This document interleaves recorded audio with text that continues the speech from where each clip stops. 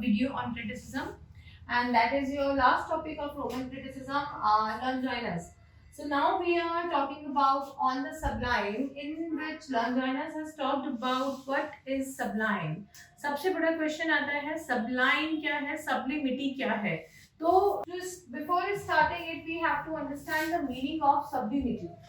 What is basically sublimity? Sublimity is reaching to the height of reaching, or you can say the crossing to the height, to the level, to the limits of fame. That is sublimity. Sublime करना किसी चीज को पीछे छोड़ के आगे बढ़ना.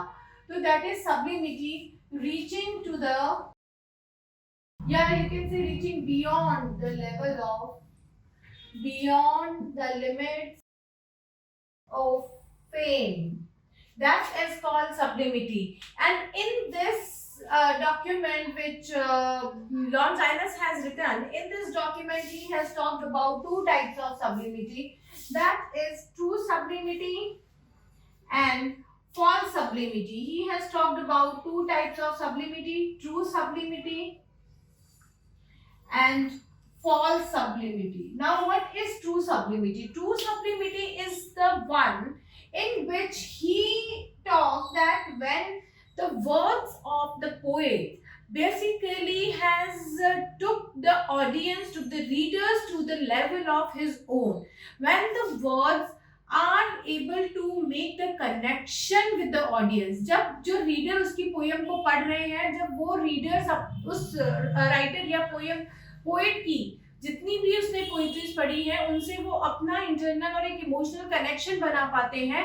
जब वो एक इंटरनल कनेक्शन बना के और उसी चीज को उसी लेवल से समझने की कोशिश करते हैं जिस लेवल पे राइटर ने जाके समझा है.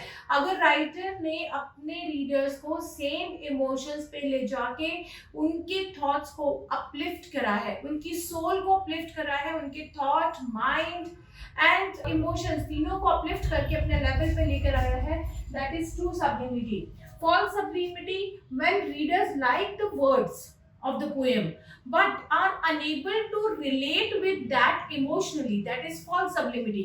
अब इन दोनों को समझने के लिए हम एग्जांपल ले सकते हैं. Very easily we can take the example of 17th century poetry.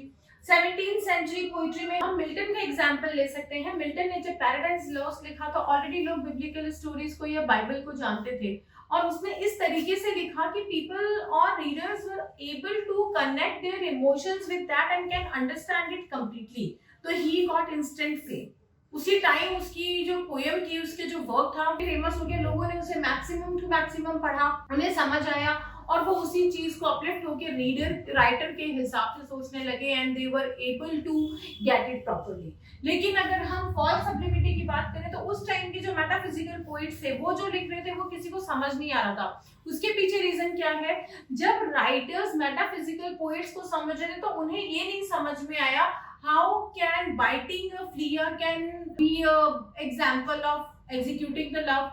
How they are talking about the sun like a unholy one because he is the holy most thing for the living being, but human being के लिए sun सबसे holy और ये कह रहा है unholy sun, how dare you are peeping into my room. So such things are unable to take the emotions of the readers and they didn't find it good. The language was very good, the emotions presentation was very good, the examples were very good, but they were unable to put their or invest their emotions into it. So they were liking the language, they were understanding the concept but were not attached to it. That was false sublimity. True sublimity, when readers are using their mind and uplifting it by the thoughts of the poet, that is true sublimity. So this is the difference. अब इसको समझाने के साथ साथ यहाँ पे लॉन्जाइनस ने इन्हीं ग्रुप में से उसने कहा the main aim of every poet is to reach the true sublimity. There are 5 main steps of achieving the sublimity. In true sublimity को achieve करने के लिए there are 5 steps. अगर कोई ये 5 step follow करता है तो he can be able to achieve the true sublimity. अब वो 5 steps कौन से हैं? उसने जो वो 5 steps या जो प्रोसीजर बताए, 5 steps to achieve sublimity, उसने क्या बताया कि वो 5 कौन से steps हैं जिससे sublimity अचीव की जा सकती है, उसमें 2 स्टेप जो है वो कैसे आएंगे? 2 steps out of the 5 are by born, they can be achieved by birth only, और उसके अलावा 3 steps 2 by born and 3 by practice, 3 by practice. ये जो उसने डिवीजन यहाँ पे करा कि 2 स्टेप तो बाय बॉर्न ही है, 2 स्टेप वो हैं जो कि बाय बर्थ एक पोएट के साथ आती है और उसको इसमें कोई ऑल्टरेशन नहीं कर सकते, लेकिन उसके बाद 3 स्टेप ऐसे हैं जो कि वो अपनी प्रैक्टिस के थ्रू अचीव कर सकता है और अपने रीडर्स को अपनी तरफ अट्रैक्ट कर सकता है and to get the true sublimity. तो for true sublimity he gave these 5 steps. अब इसमें से 2 कौन से स्टेप्स हैं जो कि बाय बर्थ है? बाय बर्थ के अंदर आपके जो 2 स्टेप आएंगे वो यहाँ पर आएंगे। First, greatness of thought. एक पोएट के थॉट्स कैसे हैं वो उसके बाय बर्थ क्वालिटी है। ये किसी भी तरीके की प्रैक्टिस से आप अपने थॉट्स को बड़ा नहीं कर सकते। आपको एक टॉपिक दिया गया that you have to write on a leave, you have to write on a pen, you have to write on a stick, you have to write on a flower. आप उसको लेके कितना दूर तक सोच सकते हैं, कितना बड़ा सोच सकते हैं। This is a inborn quality that can not be achieved by any kind of practice. So that is greatness of thought. And second यहाँ पर आएगा जो इसका सेकंड होगा बाय बॉर्न के ऊपर, जो सेकंड होगा that is passion and inspired emotions. Now a writer has thoughts, writer has a good amount of thought in his mind to how he wants to write, what he wants to write. So greatness of thought is there, but उसके साथ साथ passion should also be there. That is an inborn quality of a writer, that he is having a passion to write. So you don't need outside motivation to write it.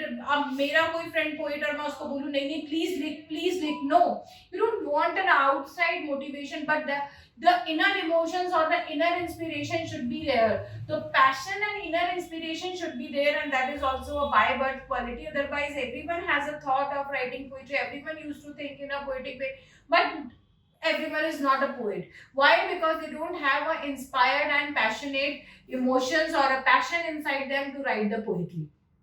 जिसके पास ये passion होगा, inspired emotions होंगे, वही अपने words को बहुत खूबसूरती से बाहर निकाल के लिख सकते हैं. So this is by born quality. And what are the 3 qualities which can be practiced and can be achieved by the writers? So the 3 qualities which can be achieved by practice. First, diction.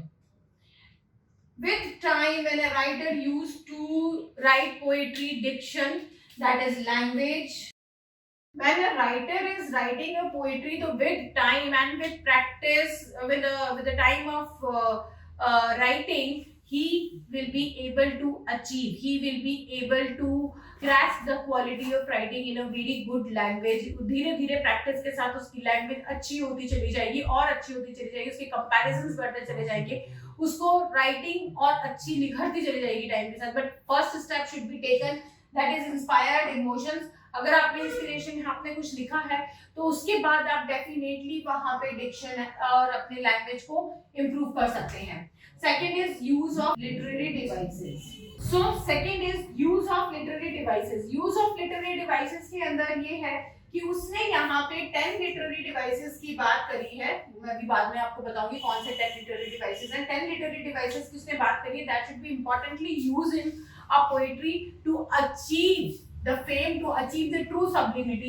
अगर ये 10 literary devices को practice के साथ वो अपने इसमें use करना शुरू कर देते हैं और a poet is having a proficiency in using such kind of language, using such kind of comparisons, then definitely he can achieve sublimity. And the last is elevated and dignified composition. So the main important thing about it is a composition. जब सारी चीजें हो गई यहाँ पे, thought आपके पास है, passion आपके पास है, language आपके पास, comparisons है, तो इन सबको compile करके आप क्या करोगे, poem का composition करोगे. That composition is also very very important. So now For that, a composition is very important. That should also be very dignified. You should know in which format you have to compose a poem, and that composition is very important, because you cannot just overlap the things. You cannot just put it in asymmetrical way. आप उसको asymmetrical या उसको किसी format के बिना नहीं publish कर सकते थे. जिस time की ये बात कर रहा है उस time format is very very important. जब तक फ्री वर्सेस नहीं आए थे, ब्लैंक वर्सेस थे लेकिन फ्री वर्सेस नहीं थे. तो he is talking about the poetry which should be written in a proper composition.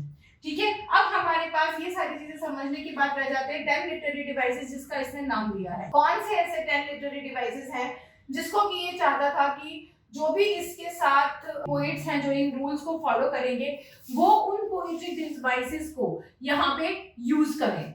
तो उनके साथ हमें ये देखना पड़ेगा कि ये कौन से 10 लिटरेरी डिवाइसेस हैं. Now 10 literary devices. First, obviously simile and metaphor. इसने दोनों को एक ही कैटेगरी में लिखा है, सिमिली एंड मेटाफोर. तो सिमिली एंड मेटाफोर मतलब कंपैरिजन इन सच अ वे कि ये यहाँ पे इस कंपैरिजन को प्रॉपरली सिमिली और मेटाफोर के साथ वो वहां पे कंपैरिजन को यूज करें. That is very very important. This is a very simple rhetoric, or this is a very simple which students used to learn in even 6th 7th class. So everyone should know what is simile and metaphor. जिसमें भी हम comparison करते हैं, एक direct comparison करते हैं unsimilar thing के साथ. दूसरा इसके अंदर आएगा personification. So he is saying that writer should use personification also. उसको किसी भी चीज को पर्सन की तरह यूज करके उससे बात करते हुए, जो घड़ी से, पेन से, किसी से भी एक ह्यूमन बीइंग की तरह उसको बिहेव करके भी वहां पे दिखा सकता है. That is another literary device, personification. Third, hyperbole. Hyperbole is an exaggerated metaphor in which हम बहुत बढ़ा चढ़ा के चीजों को बोलते हैं. दैट इज हाइपरबोल, जिसके अंदर हम चीजों को बहुत हाइट पे ले जाके बोलते हैं. It's like his voice when he talks, it's like a lion is roaring. So similarly, that is hyperbole. That his voice is like the roaring of tiger. That is hyperbole, जिसके अंदर हम metaphor को भी बहुत ज्यादा exaggerate करते हैं. That is called hyperbole. Next is hyperbaton. Hyperbaton के अंदर हम वर्ड्स को इन्वर्ट कर देते हैं, मतलब कि जो उनका यूज है उसे इन्वर्ट कर देते हैं. For example, I will come with him. Right, this is a right sentence, but in a hyperbaton I will say with him I will come. That is inversion of the words to make it effective. Okay, let's go on right, you and I. That is hyperbeton. Okay, next let me rub it first. Fifth, ascendaton. Deletion of conjunctions. We are deleting all the conjunctions like and, but, because. ये सारे जब delete करके हम एक sentence बनाते हैं, हालांकि it is not grammatically correct, but poetry के अंदर ग्रामेटिकल कंपल्शंस नहीं होते. तो ascendaton, deleting of conjunction. Next, polyptota. Polyptota are the words which is coming from the same root word, like judge, judging, judged, bottle, bottling, bottled.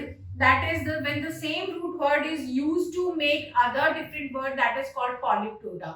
जब हम एक root word से बहुत सारे वर्ड्स को वहां पे बना के उसको यूज करते हैं एक ही पोएम के अंदर, that is called polyptota. Seventh, diatyposis.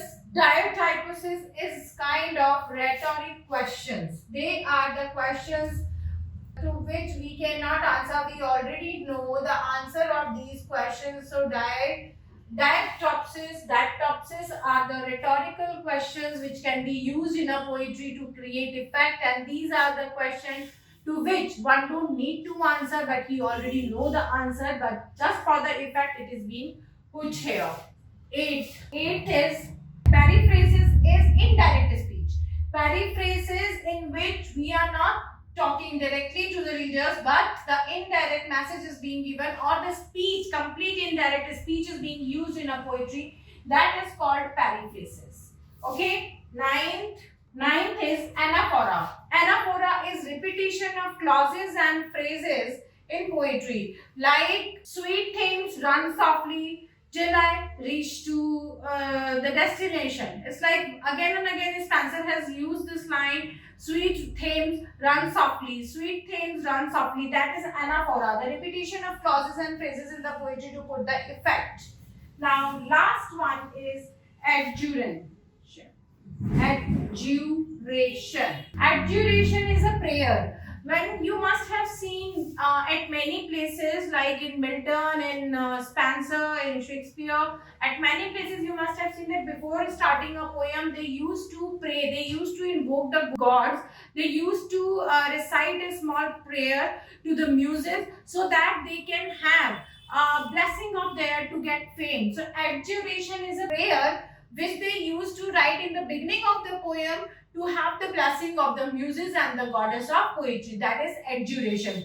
So now I have explained you all the 10 forms. Again I am giving you in a one shot. Simile and metaphor, comparison, personification when something is used as a person, hyperbole when something is exaggerated and like कहते हैं ना बहुत बढ़ा चढ़ा के बोलना, बढ़ा चढ़ा के comparison करना. Hyperbaton when we used to invert the words, हम उस effect के लिए words को change करके इधर से उधर उनकी position कर देते हैं. Ascendant जिसमें हम conjunctions को delete कर देते हैं. Polyptota के अंदर हम लोग एक ही root word से बहुत सारे बने हुए words को use करते हैं. Diastopsis, that is a rhetorical question. Periphrasis जिसके अंदर हम Periphrasis is like indirect speeches जिसमें हम direct नहीं indirect speech use करते हैं. Anaphora, repetition of words and adjuration, prayer. ये आपके 10 literary devices हैं जो कि Longinus ने use करने के लिए आपको suggest किया है. So this is your complete Longinus and with this हमारा ग्रेशियो रोमन क्रिटिसिज्म एंशिएंट क्रिटिसिज्म खत्म होता है. अपनी नेक्स्ट क्लास के अंदर अपनी नेक्स्ट वीडियो के अंदर मैं ब्रिटिश क्रिटिसिज्म स्टार्ट कराऊंगी. So all the best, stay tuned and please like the video, share this video and most importantly subscribe our channel for better knowledge and more knowledge. Thank you. Bye.